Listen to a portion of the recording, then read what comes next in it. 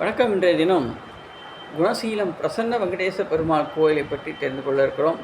குணசீலம் எனவும் குலசேகரம் எனவும் வழக்கில் வழங்கப்படும் இந்த திருத்தலம் பிரசன்ன வெங்கடேச பெருமாள் கோயில் என்று அழைக்கப்படுகிறது.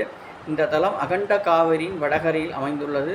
சாலையின் ஓரத்தில் ஒரு பரந்த வெளியில் கோயில் உள்ளது. வைணருடைய அபிமான தலமாக விளங்குகிறது.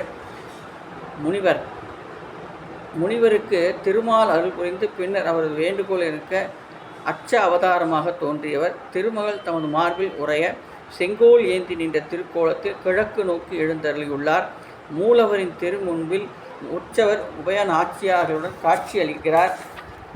தாயாருக்கு தனி கோயில் இல்லை.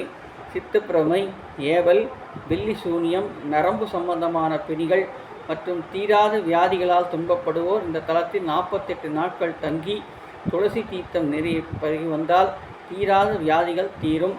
கோயிலை சுற்றியுள்ள தெருவில் மனநிலை பாதிக்கப்பட்டோருக்கென்று பாதுகாப்பாக இரும்பு கம்பிகள் பொருத்தப்பட்ட விடுதிகள் உள்ளன.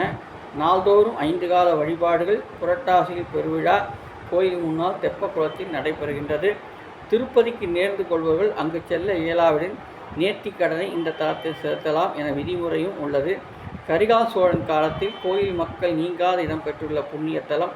திருமழிசை ஆழ்வாருடைய பாடல்கள் ஒன்று இங்கே கிடைக்கிறது. செல்லும் வழி திருச்சிராப்பள்ளி சேலம் நெடுஞ்சாலையில் சுமார் 18 கிலோமீட்டர் தூரத்தில் உள்ளது இந்த கோயில் என்பதை தெரிந்து கொண்டோம். நன்றி.